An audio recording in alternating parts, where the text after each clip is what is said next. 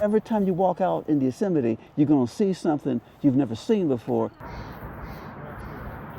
You're going to hear something you've never heard before, and you're going to feel something you've never felt before. The year is 1903 in Yosemite National Park, and this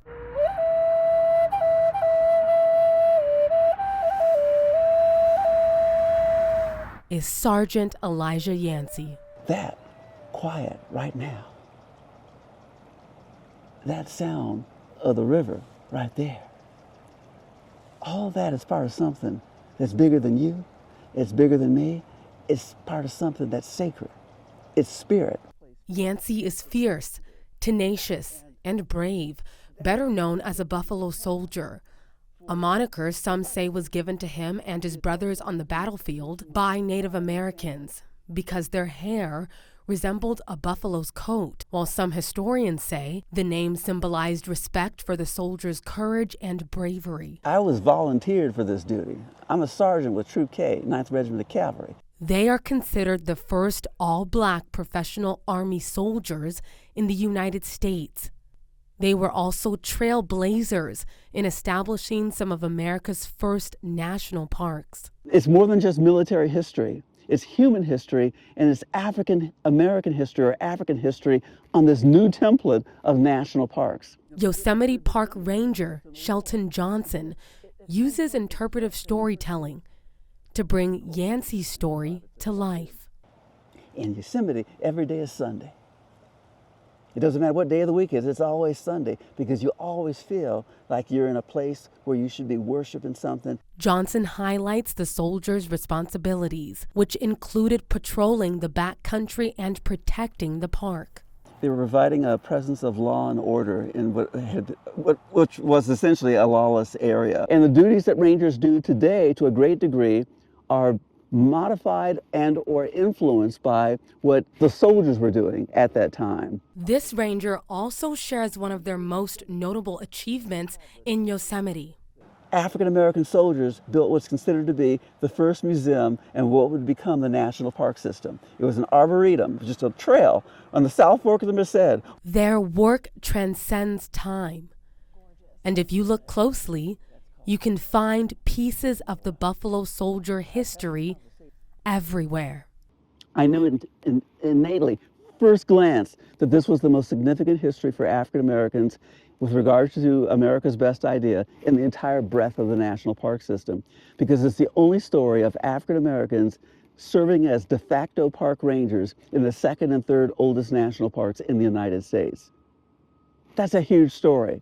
Across California's Sierra Nevada, trails the soldiers built are still in use today.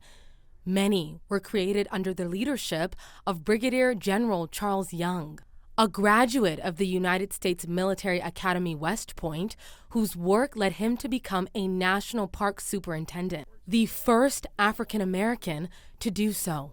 He was responsible for building the first trail to the top of Mount Whitney, the highest mountain at that time in the United States. More work was done under his leadership in '03 than all the preceding years combined. So whenever folks are on top of Mount Whitney, they're not necessarily thinking, you know what, black men helped build this. They don't know that story. And that's part of the problem when there are stories that involve women, stories that involve people of color, and those stories, instead of being celebrated, are often suppressed. And sometimes just ignoring it is the worst kind of oppression. Talk about triumph over adversity, which is kind of a paraphrase for Charles Young's life in general, a triumph out of adversity. That's what they all had to do. That's what they all succeeded in doing. Today, Johnson continues to shed light on the challenges Buffalo soldiers faced beyond their uniforms through his interpretive presentations. I was raised to believe and to feel that I was nothing from the white folks that were in that where I grew up. And so we had all these things we couldn't do. If we were on the sidewalk, if they coming towards us, we'd have to step off the sidewalk, step into the ground, and we built that sidewalk. My mama said, she said, boy, there's some words that are meant to hurt. There are some words that are meant to cut, to tear into you. And that word that starts with that N, there's nothing positive about that word. There's nothing full of light in that word. It's just the worst kind of darkness ever. So if someone calls you that, it's only because they don't know you. What the soldiers accomplished In the face of racism and discrimination, as our nation's first park rangers, is part of their legacy that continues to thrive today. So when I meet African Americans who are saying, oh, national parks, that's not a black thing. That's just not something that we do. And then I say to them that 100 years ago, during the height of Jim Crow, people who looked like you and me were protecting Yosemite National Park, a UNESCO World Heritage Site, one of the wonders of the world. They were protecting Sequoia National Park, which has the largest tree on Earth. That was their responsibility. If we can do all of that, there's no shame in that. There's pride in that. For Johnson, the most important thing now is sharing the story of the Buffalo Soldiers. Stories, once they're being told, literally are alive. And that's one thing that I've learned about history. History is only dead when we stop telling that story and sharing that story with other people. A story of the national parks that belongs to us all.